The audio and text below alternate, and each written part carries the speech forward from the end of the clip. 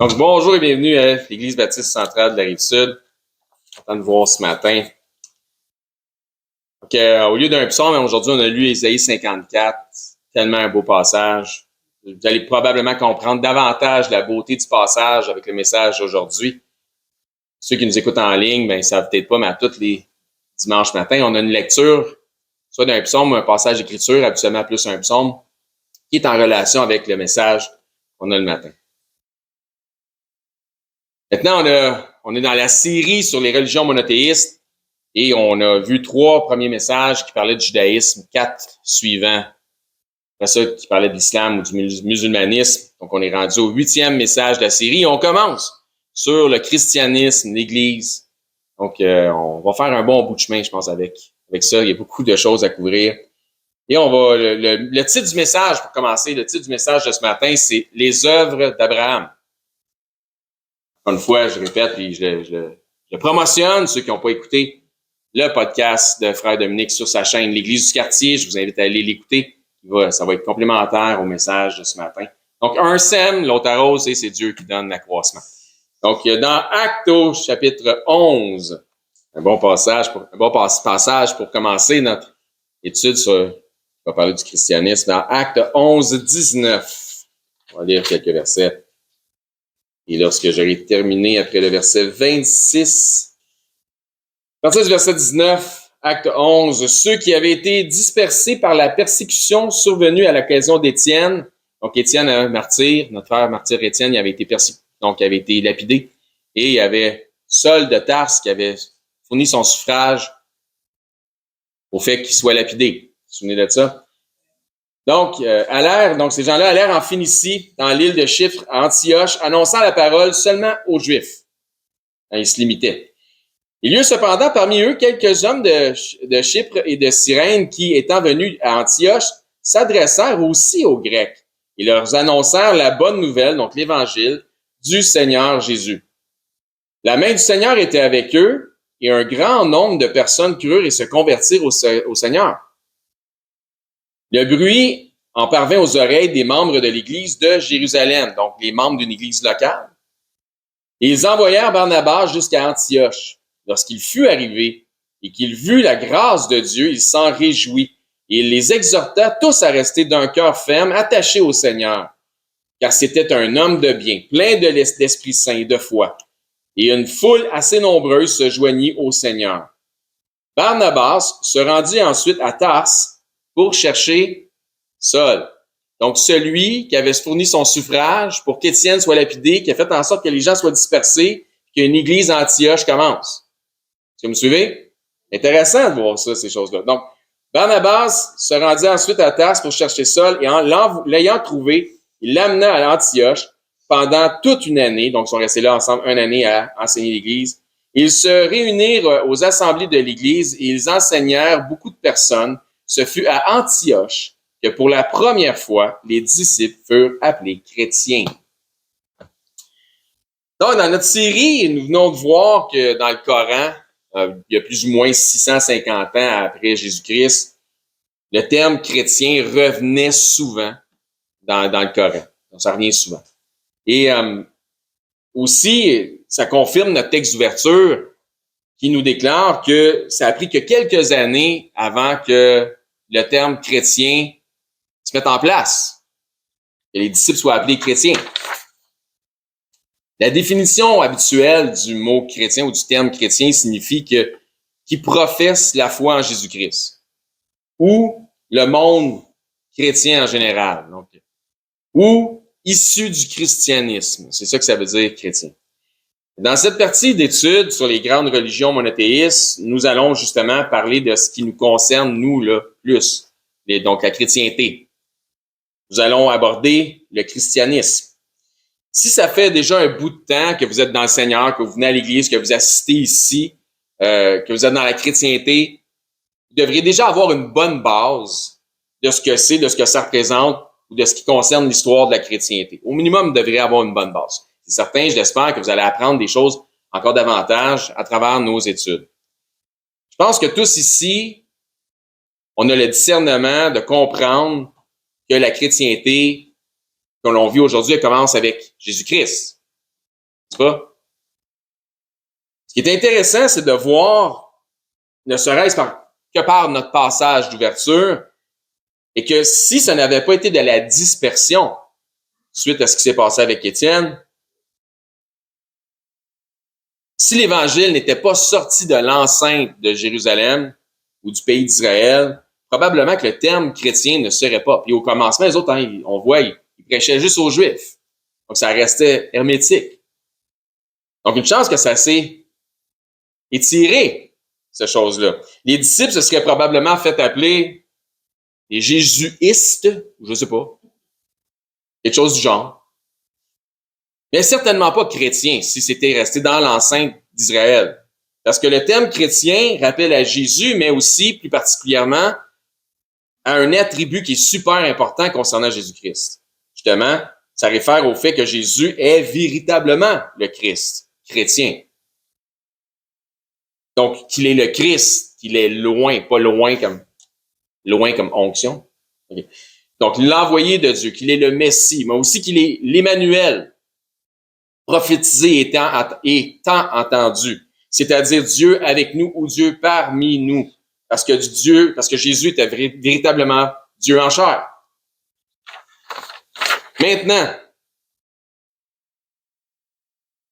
ça manifeste tel que le fait que Dieu créateur était venu habiter dans la chair d'un homme, donc Emmanuel. C'est certainement pas les Juifs judaïsants qui auraient proposé un nom comme chrétien, ce terme-là, pour nous représenter.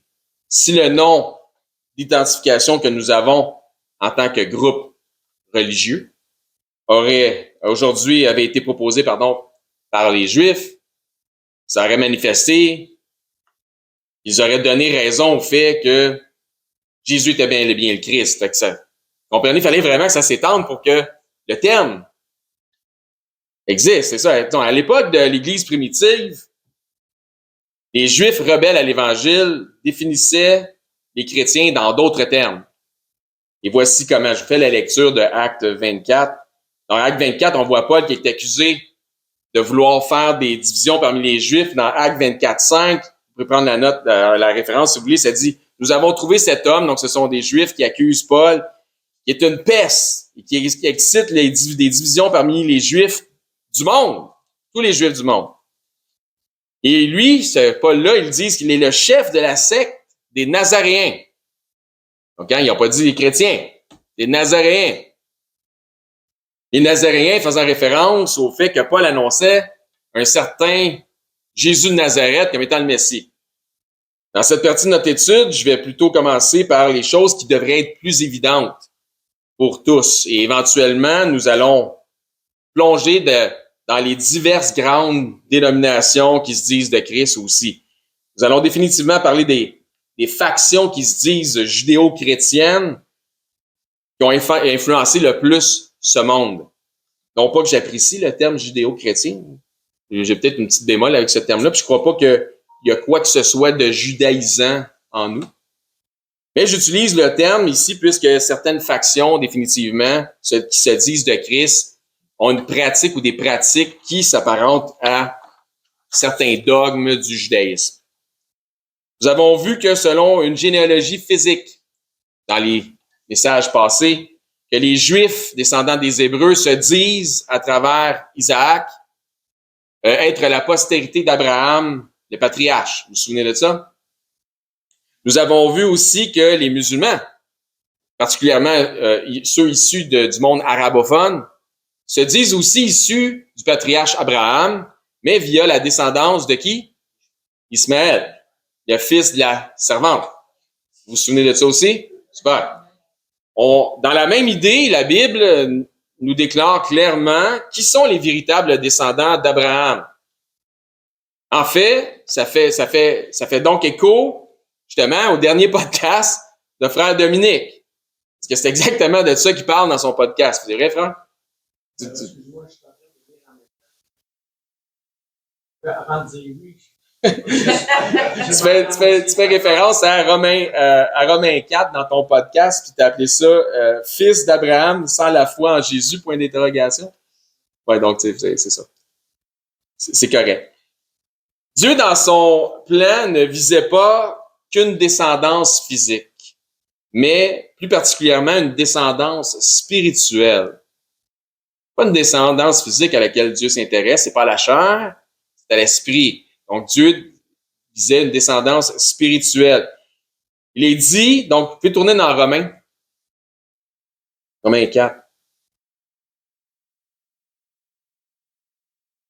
Il est dit d'Abraham qu'il crut à Dieu et que ça lui fut imputé à justice.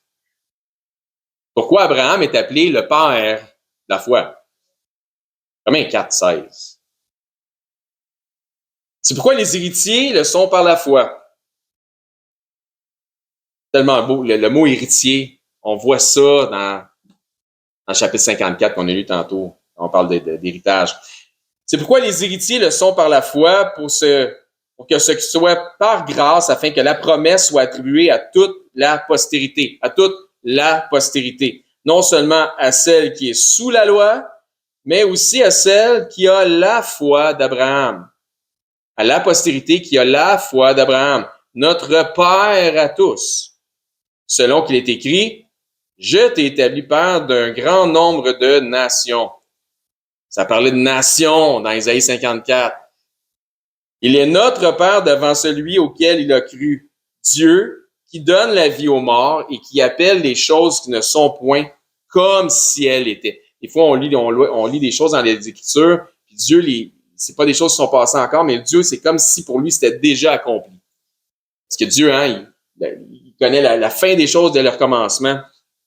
Galates, chapitre 3, maintenant. Donc, pendant que vous tournez.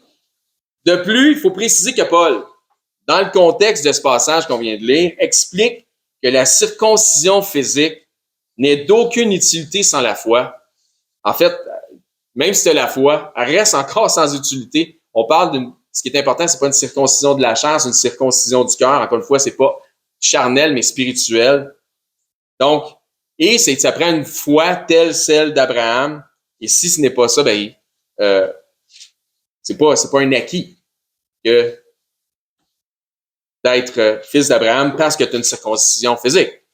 Dans Galates, chapitre 3, verset 6. Comme Abraham crut à Dieu et que cela lui fut imputé à justice, reconnaissez donc que ce sont ceux qui ont la foi qui sont fils et filles aussi d'Abraham.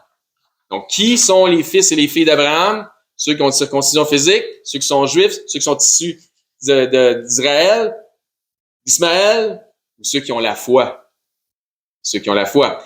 Verset 8. Aussi l'Écriture prévoyant que Dieu justifierait les païens par la foi, a d'avance annoncé cette bonne nouvelle, donc cet évangile, à Abraham, toutes les nations seront bénies en toi. Encore une fois, je vous rappelle que le chapitre 54 d'Isaïe parlait de nations. Verset 9, de sorte que ceux qui croient sont bénis avec Abraham le croyant. Donc, la question ici. Selon les Écritures, qui sont ceux, aux yeux de Dieu, qui sont les véritables descendants d'Abraham?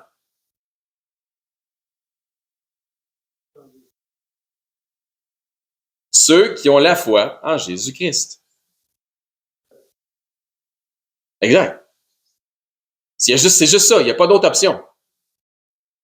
Encore une fois, selon les Écritures, aux yeux de Dieu qui nous parle dans sa parole et qui ne peut mentir, qui sont ceux qui, à ses yeux, sont les véritables descendants d'Abraham?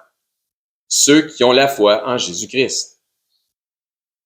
Malgré que c'est limpide, malgré la limpidité de ce qu'on vient de voir, malgré la limpidité des Écritures concernant les réels descendants d'Abraham, il y a toujours des incrédules qui se disent de Christ, qui demeurent convaincus de l'importance spirituelle d'un peuple qui s'identifie aux Juifs. De l'importance spirituelle. Je répète, malgré la limpidité de ce qu'on vient de voir dans les Écritures concernant les réels descendants d'Abraham, puis il n'y en a pas d'autres, il y a toujours des incrédules qui se disent de Christ et qui demeurent convaincus aujourd'hui de l'importance spirituelle quand c'est quelque chose de physique, de l'importance spirituelle d'un peuple qui s'identifie aux Juifs.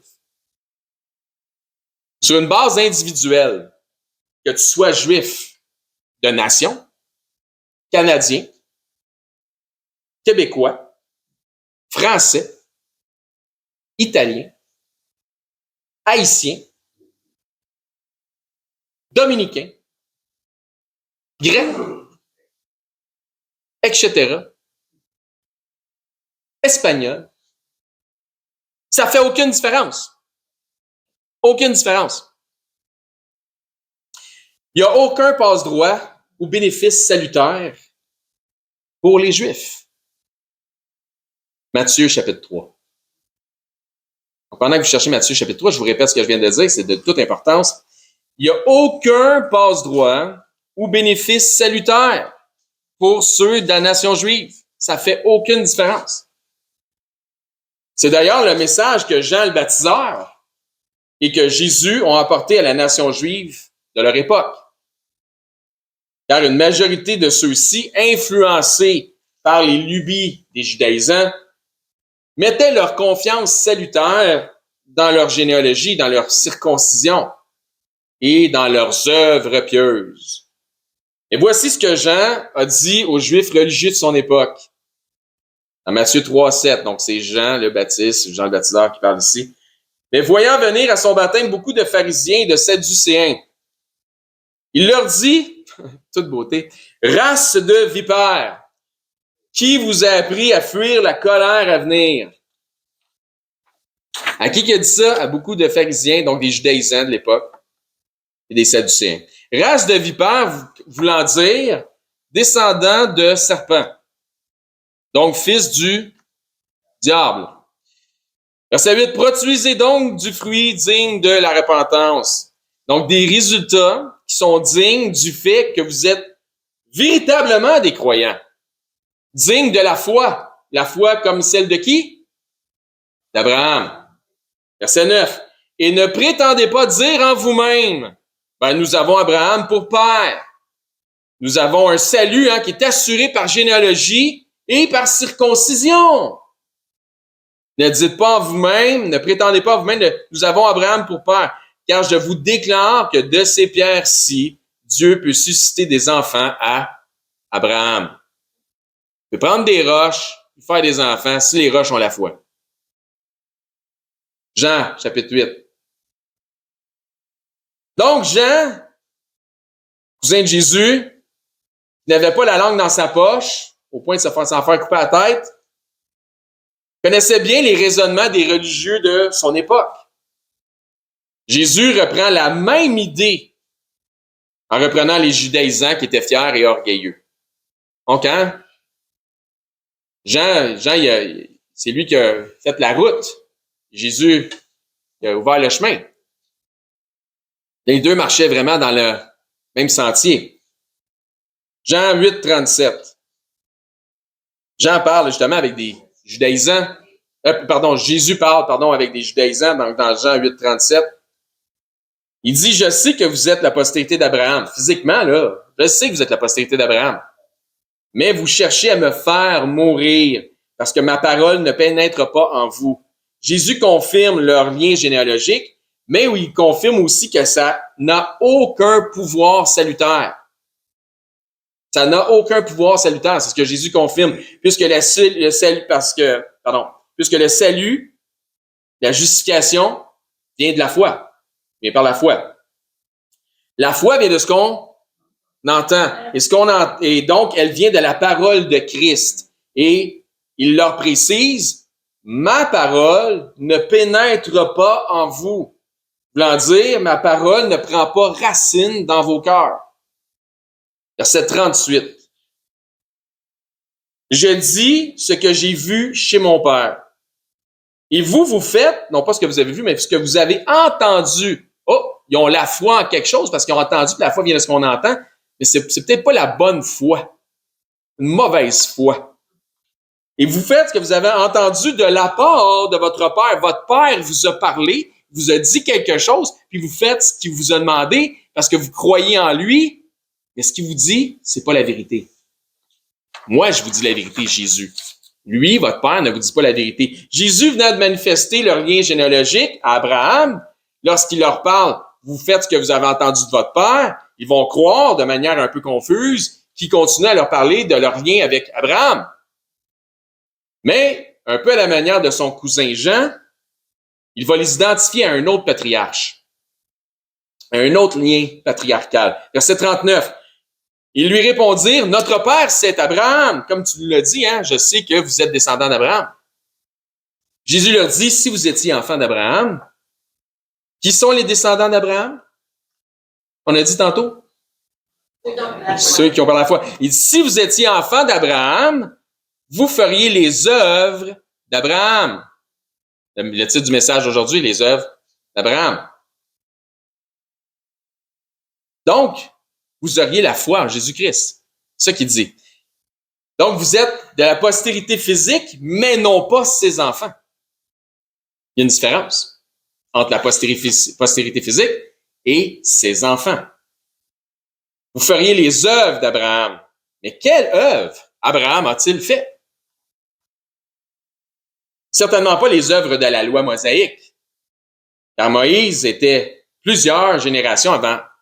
Parce qu'Abraham, lapsus, était plusieurs générations avant Moïse. Donc, puis-je vous suggérer qu'Abraham a accompli les œuvres de la foi. Les œuvres de la foi. Donc, on saute au verset 44. Encore une fois, dans le même sens que son cousin Jean. Vous avez pour père le diable, juif, judaïsant, et vous voulez accomplir les désirs de votre père. De ce que vous avez entendu de votre père, vous l'avez cru, puis vous voulez le faire, puis vous pensez que c'est ça spirituellement, c'est correct. Mais c'est pas spirituellement correct. Il a été meurtrier dès le commencement. Il ne se tient pas dans la vérité parce qu'il n'y a pas de vérité en lui. Et lorsqu'il profère le mensonge, lorsqu'il vous dit des choses que vous entendez, puis que vous voulez obéir à ce qu'il vous dit, il parle de son propre fond, car il est menteur et le père du mensonge.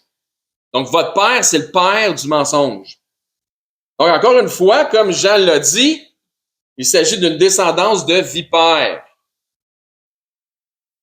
Puisque Jésus aussi réfère au diable et au commencement.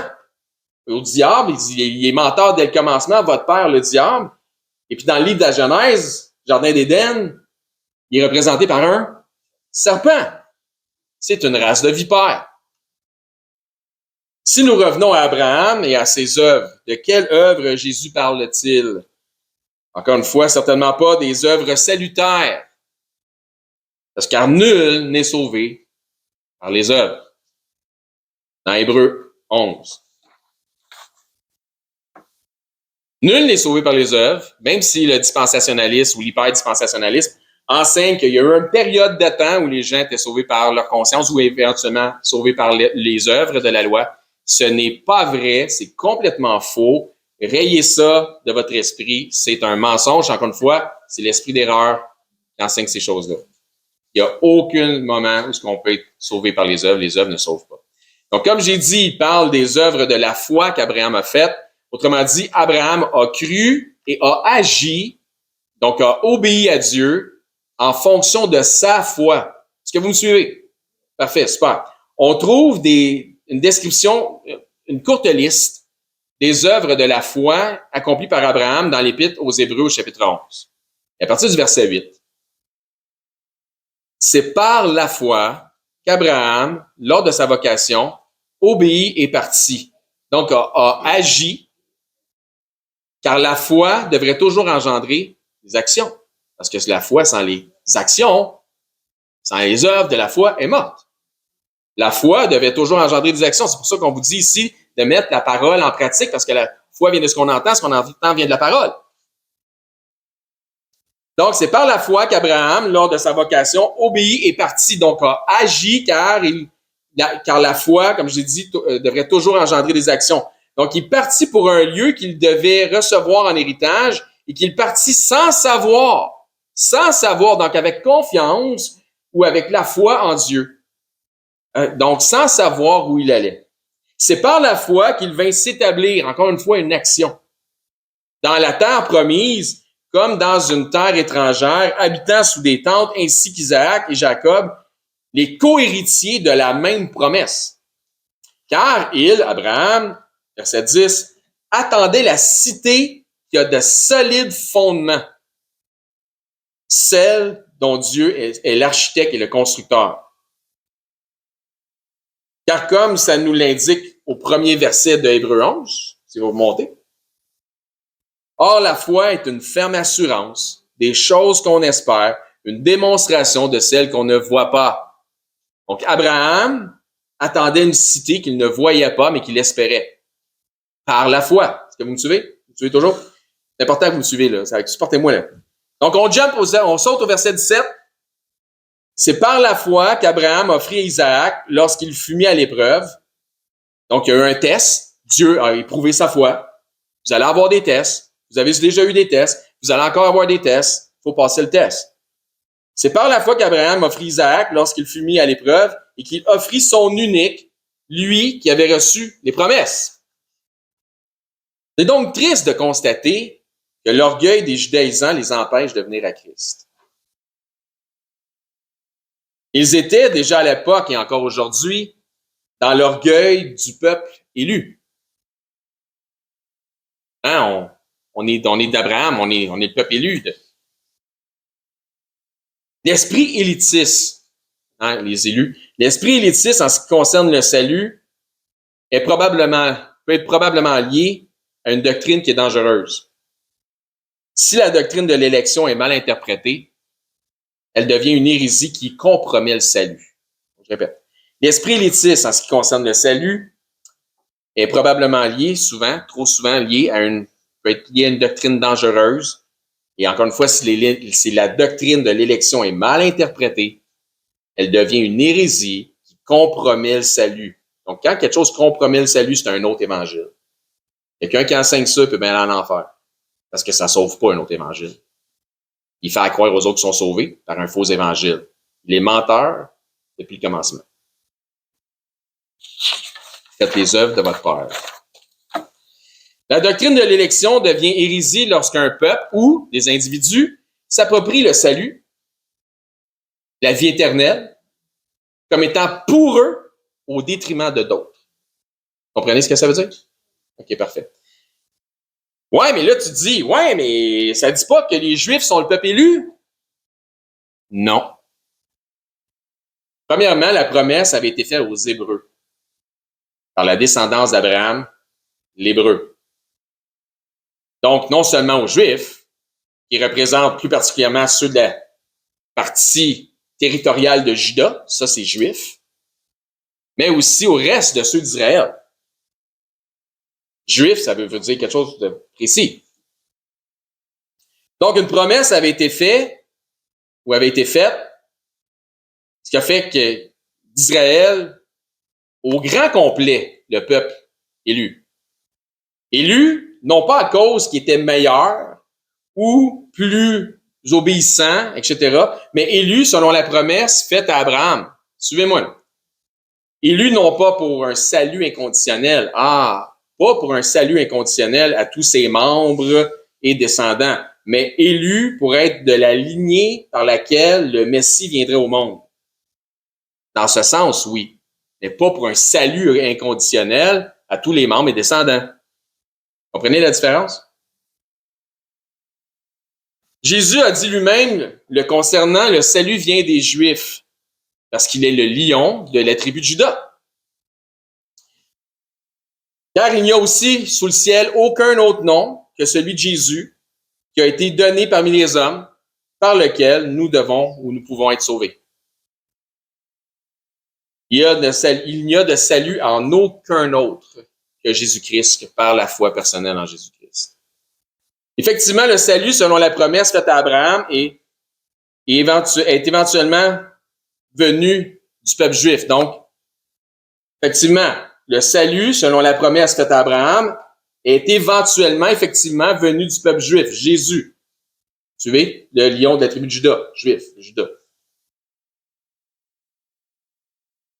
C'est exactement ce que Jésus explique à la Samaritaine au puits de Jacob, en lui disant que les Juifs adorent ce qu'ils connaissent, car la promesse leur a été faite. Galates, chapitre 3. Mais il rend clair que le salut n'est pas exclusif qu'aux Juifs par l'évangélisation de cette Samaritaine. Ainsi, on en déduit qu'elle, la Samaritaine, a reçu le salut par la foi, ainsi que certaines personnes de son village. Vous connaissez l'histoire de la Samaritaine au puits de Jacob? Ça va? Donc, après ça, elle dit « Hey, c'est pas le Messie, il m'a dit des affaires qui se passaient dans ma vie, puis là, ils viennent voir, puis là, il dit « Ouais, là, on croit, non pas parce que tu nous as dit, mais parce qu'on a entendu, tu sais, de Jésus, qu'est-ce qu'il a dit, puis là, on croit à cause de ça, que c'est le Messie. » Donc, je répète ça. Jésus rend clair que le salut n'est pas qu'aux Juifs en évangélisant la Samaritaine au puits de Jacob, et on peut en déduire que par la foi, celle-ci a obtenu le salut ainsi que certaines personnes de son village, mais quelle foi? La même que celle d'Abraham. Souvenez-vous de ce qu'on a lu plus tôt dans Hébreux. Galates 3:8. Aussi l'Écriture, prévoyant que Dieu justifierait les païens par la foi, a d'avance annoncé cette bonne nouvelle, donc cet évangile à Abraham. Toutes les nations seront bénies en toi. Jésus aussi a dit à ceux qu'il avait appelés enfants du diable, dans Jean 8,56, je fais la lecture, « Abraham, votre père, a tressailli de joie de ce qu'il verrait mon jour, et il l'a vu, il s'est réjoui. » Ça, vous pouvez prendre la référence, c'est Jean 8,56. Les Écritures déterminent maintenant que tous ceux qui ont ou qui ont eu ou qui nous ont quittés, mais qui ont eu, tu sais, qui sont décédés, là, qui ont eu la foi en Jésus-Christ comme étant leur Seigneur de leur vie, le Sauveur de leur âme, font tous partie du peuple de Dieu. Donc, la Bible détermine que maintenant, tous ceux qui ont la foi, puis tous ceux qui ont eu la foi, mais qui nous ont quittés, donc la foi en Jésus-Christ comme étant le Seigneur de leur vie, le Sauveur de leur âme, font tous partie du peuple de Dieu. Et ce, autant juifs que faisant partie des nations. Ça ne change pas. Et Galates 3,28.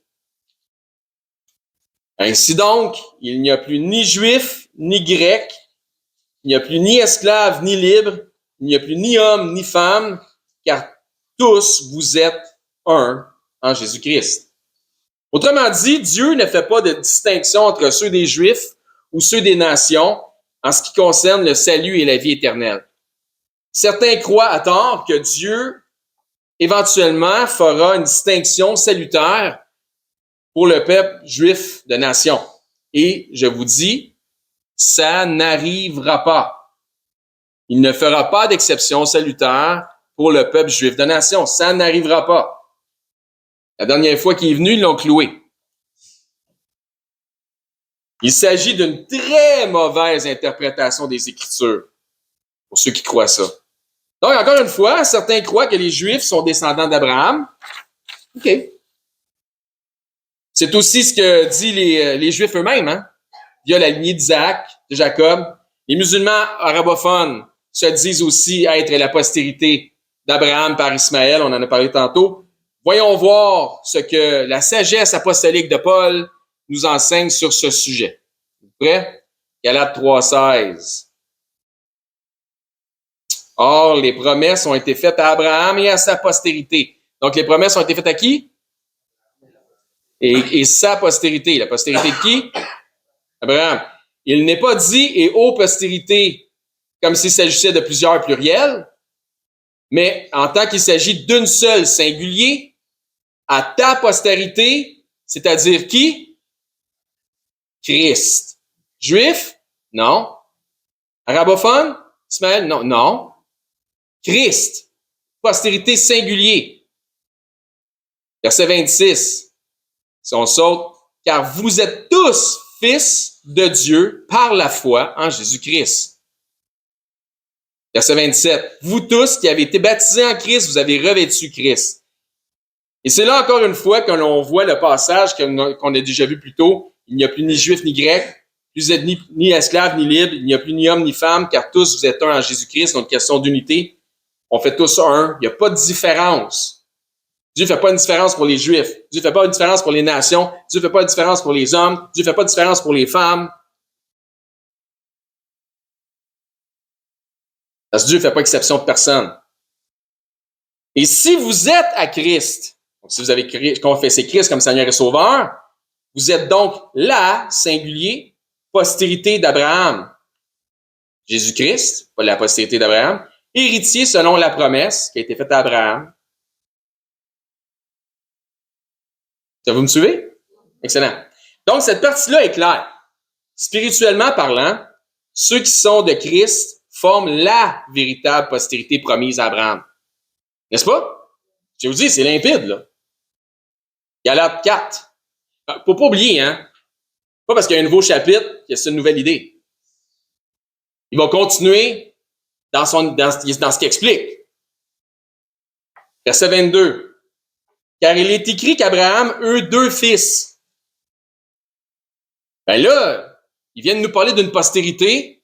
C'est pas parce qu'il est en train de dire qu'il est écrit qu'Abraham a eu 2 fils que là, il va vouloir dire, ben là, il y a 2 postérités différentes. Non, il est en train d'établir encore plus solidement qu'il y a une seule postérité. Un de la femme esclave, donc 2 fils, un de la femme esclave et un de la femme libre. Là, suivez-moi encore une fois, s'il vous plaît. Donc, Ismaël et Isaac, n'est-ce pas? Verset 23. Mais celui de l'esclave naquit selon la chair, et celui de la femme libre naquit en vertu de la promesse. Donc, l'œuvre de la chair, Ismaël, et non pas selon l'espérance par la foi. Donc, quel côté qui est charnel? Ismaël. Ça va, tout le monde est d'accord avec OK, parfait. Verset 24. Ces choses sont allégoriques. Attention, il n'est pas en train de dire que ces choses sont fictives. Méchante différence, là. Il dit qu'on peut se servir ça comme une allégorie, qu'une image que Dieu nous renvoie des choses qu'on peut comprendre aujourd'hui spirituellement. Donc, ces choses sont allégoriques car ces femmes sont donc, ces femmes, on parle de Sarah et Agar. Ces femmes sont 2 alliances, l'une du mont Sinaï, enfantant pour la servitude, c'est qui? C'est Agar. Agar, c'est la servante, c'est l'esclave. On me suit? Verset 25. Car Agar, c'est le mont Sinaï en Arabie. C'est pourquoi plusieurs font faire référence à Ismaël et au monde arabophone. À date, ça va? Donc, car Agar, c'est le mont Sinaï en Arabie et elle correspond à la Jérusalem, à quoi? Actuelle. Qui est l'image de la Jérusalem live actuelle, là, dans ce temps-là? Là? Agar. Qui est dans la servitude avec ses enfants. Les enfants de qui? De la Jérusalem actuelle. C'est donc les Juifs de nation qui choisissent de demeurer dans l'incrédulité, qui sont aux yeux de Dieu, spirituellement, les Ismaélites. Oh! Hein, je pensais que c'était les Arabes. Physiquement, peut-être.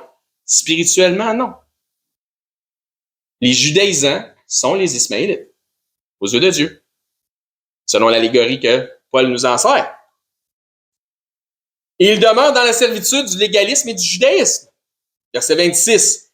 Mais la Jérusalem d'en haut, donc spirituelle, vous vous souvenez, dans Hébreux 11.10, ça parlait d'Abraham, ça parlait de la cité au fondement solide, attendu par la foi, par Abraham. Mais la Jérusalem d'en haut, donc celle qui est spirituelle, elle est libre. Et c'est notre mère. Notre mère, voulant dire, c'est notre patrie. Ensuite, Paul continue dans son allégorie. Et là, ça peut se compliquer pour certains. C'est pour ça que je vous demande depuis tout à l'heure, suivez-moi, suivez-moi, suivez-moi. C'est un passage qui peut sembler mélangeant, mais il ne l'est pas du tout lorsqu'on comprend que Paul ne fait que prouver son point ici par une seconde allégorie. Verset 27, car il est écrit, réjouis-toi, stérile. Il ne parle pas de Sarah. Et c'est pour ça que des fois, il y en a qui comprennent rien. On dit, il parle de Sarah. Non, il parle pas de Sarah. Et c'est pourquoi on a lu le passage de Ésaïe 54 tantôt. Car il est écrit, donc il continue dans son allégorie, puis il prouve son point, car il est écrit, réjouis-toi, stérile, ne parlant pas de Sarah. Toi qui n'enfantes point, éclate et pousse des cris, toi qui n'as pas éprouvé les douleurs de l'enfantement, car les enfants de la délaissée, là, c'est là que tu viens mélanger. Attends une minute. Les enfants de la délaissée seront plus nombreux que les enfants de celle qui était mariée. Ouais, mais Sarah était mariée. C'est pas Sarah, la délaissée, c'est à quelle les enfants? Non, il parle pas de Sarah, puis il parle plus d'Agar. Là. Car il est écrit, réjouis-toi stérile, toi qui n'enfantes point, éclate et pousse des cris, toi qui n'as pas éprouvé les douleurs de l'enfantement, car les enfants de la délaissée, l'Église, les nations réunies avec les Juifs, ensemble en un seul peuple, car il n'y a ni Juifs, ni Grecs, ni hommes, ni femmes, tous sont un en Jésus-Christ. La délaissée seront plus nombreux que les enfants de celles qui étaient mariées. Ce passage fait référence à ce qu'on a lu dans le chapitre 54 d'Isaïe, qui vient bien longtemps après Agar et Sarah, donc ça n'a rien à voir. Où il est dit, ta postérité dans le passage d'Isaïe, ta postérité habitera les nations. C'est qui ça, ta postérité ou la postérité? Jésus-Christ. Qui va aller chercher les nations? Jésus-Christ. Donc, qui sont ceux des nations? Nous autres. Héritiers, car nous sommes co-héritiers avec Christ. Qui est donc la femme mariée et ses enfants? À la fin du verset 27.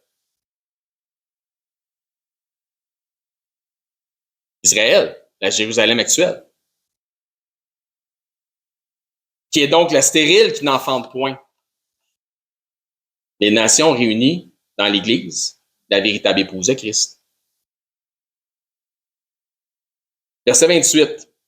Pour vous, frères, comme Isaac, vous êtes enfants de la promesse, et non pas les Juifs de nation. Ça me donne le goût, pour terminer, de relire quelques passages d'Isaïe qu'on a lus, puis je vous ai demandé, souvenez-vous de ce qui est écrit, mais c'est certain que vous en souvenez déjà plus.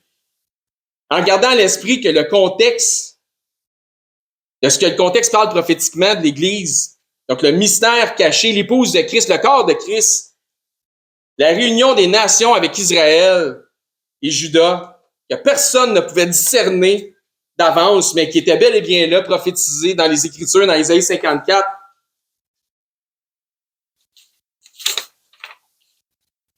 On termine avec ça, les amis. Je sais que ça aurait peut-être eu l'air mélangeant, mais allez vérifier dans les Écritures.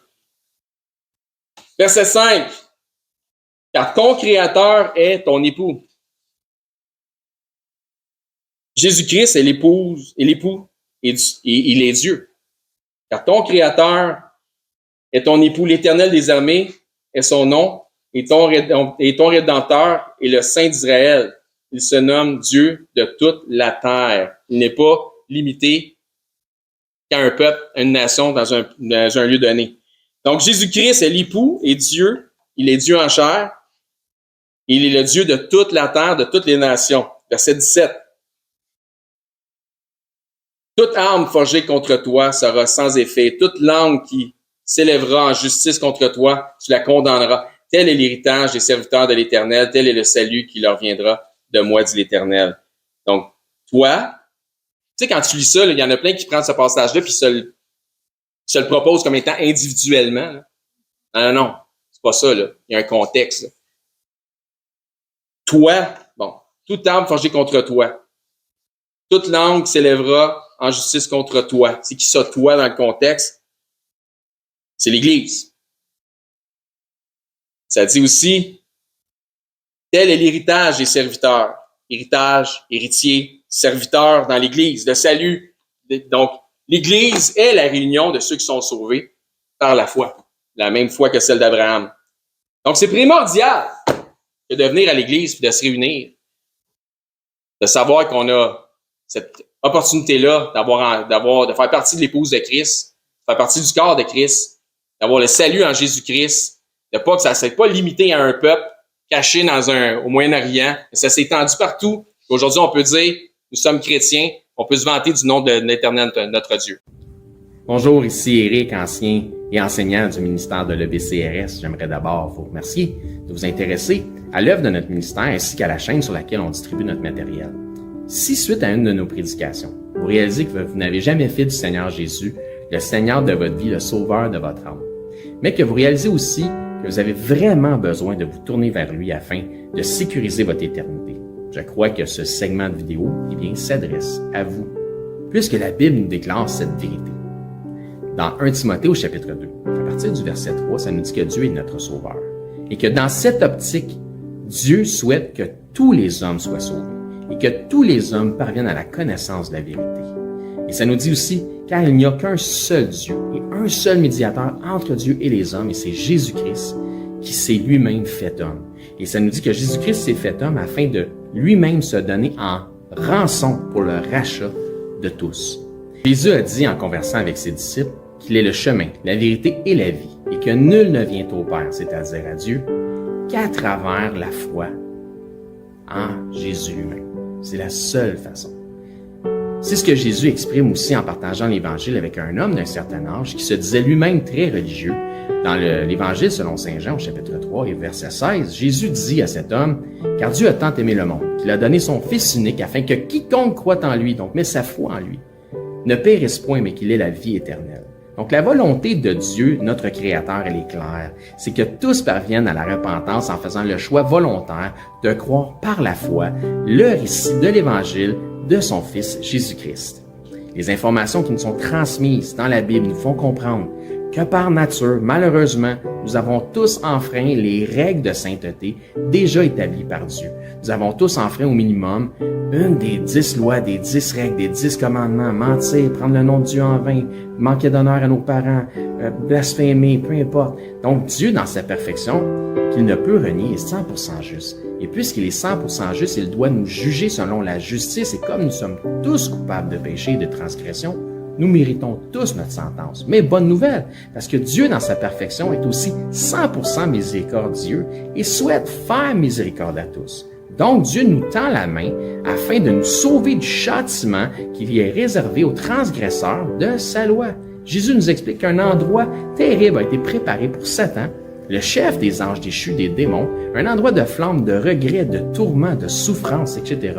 Et la réalité de l'enfer que Jésus nous explique, les raisons pourquoi c'est si effroyable, et que tous les attributs de Dieu, ils sont absents, puisque c'est tellement éloigné de Dieu. Tandis que Jésus dit à ses disciples qu'il est allé au ciel, dans la demeure du Père, pour nous y préparer une place. Dans cette place, le paradis céleste, étant auprès de Dieu, au contraire de l'enfer, étant dans sa proximité, nous y retrouverons l'ensemble des attributs que procure sa présence. La joie, l'allégresse, l'amour, le bonheur, mais dans une proportion qui est inexprimable et incompréhensible pour les simples charnels que nous sommes présentement, dans une façon que les mots ne peuvent pas exprimer. La Bible déclare que le salaire du péché, c'est la mort, et non seulement la mort physique, mais aussi la mort spirituelle. Et que la mort spirituelle est une incapacité à avoir accès à Dieu. C'est une séparation d'avec Dieu. La Bible déclare dans Romains, chapitre 6, 23, que le salaire du péché, c'est la mort, mais que le don gratuit de Dieu, c'est la vie éternelle en Jésus-Christ, notre Seigneur. La vie éternelle est donc un cadeau que Dieu vous fait, qui est accessible pour tous, dans la mesure où chacun accepte de recevoir ce cadeau. Donc, tel un cadeau qui nous est offert, la réalité représente que nous n'avons pas d'effort ou d'œuvre à faire utile pour recevoir ce cadeau. Sinon, ça ne serait pas un cadeau, mais ce serait un dû. Ainsi donc, il n'y a aucune œuvre que nous pourrions faire pour nous racheter nous-mêmes de nos fautes, de nos transgressions ou de nos péchés que nous avons commis contre Dieu. L'œuvre utile pour notre rachat a été accomplie par Dieu en la personne de son Fils Jésus-Christ lorsqu'il a pris notre place sur la croix. Ce qui a été entièrement confirmé aussi pour notre justification à la résurrection des morts après 3 jours et 3 nuits au tombeau. Ainsi donc, la Bible dit que pour être sauvé de la mort et de l'enfer, c'est-à-dire afin d'avoir la vie éternelle et notre place au ciel, il faut simplement mettre notre foi en Jésus-Christ, le Seigneur. La Bible dit « Crois au Seigneur Jésus et tu seras sauvé ». Mais croire au Seigneur Jésus, c'est important qu'on en parle. Croire au Seigneur Jésus a une signification. C'est simple, mais, comme je dis, important. Cela signifie de croire par la foi dans le récit de l'Évangile de son Fils. Puisque la Bible dit que l'Évangile est la puissance de Dieu pour le salut de quiconque croit. Que dit donc cette évangile, cette bonne nouvelle, puisque évangile veut dire bonne nouvelle, mais Romains au chapitre 10 nous en parle justement. À partir du verset 8, ça nous dit que cette bonne nouvelle, cette parole, est près de toi, elle est dans ta bouche et dans ton cœur. Or, c'est la parole de foi que nous prêchons. Si tu confesses de ta bouche que Jésus est le Seigneur et que si tu crois dans ton cœur que Dieu l'a ressuscité des morts, tu seras sauvé. Ça nous explique ensuite, car c'est en croyant du cœur qu'on parvient à la justice et c'est en confessant de la bouche qu'on parvient au salut, selon ce que dit les Écritures. Quiconque croit en lui ne sera point confus. Il n'y a aucune différence pour quelque nation que ce soit juif ou grec, puisque tous ont un même Seigneur qui est riche pour tous ceux qui l'invoquent. Car quiconque invoquera le nom du Seigneur sera sauvé. Il ne s'agit donc pas de réciter une prière selon une formule toute faite qui fait la différence, mais bel et bien de mettre sa foi dans le Seigneur Jésus-Christ. Si vous croyez que Jésus-Christ, Dieu le Fils, le ressuscité, est Seigneur et que vous acceptez d'en faire le Seigneur de votre vie, ainsi il devient instantanément aussi le sauveur de votre âme. Si tel est votre cas, gloire à Dieu, vous faites maintenant partie de son troupeau. En tant que nouveau disciple, ce qui est important maintenant, c'est de vous trouver premièrement un enseignant qui enseigne la vérité de la parole de Dieu. Et joignez l'assemblée où cet enseignant œuvre afin d'avoir part à l'amour des frères et de la famille en Christ. Si pour nous vous êtes local, c'est-à-dire par exemple 2 heures de transport et moins, eh bien venez nous voir, ça va faire un plaisir de vous recevoir et nous pourrons parfaire votre éducation spirituelle selon une saine doctrine des Écritures. Donc c'est là-dessus que je vous dis, soyez bénis et je l'espère, à bientôt.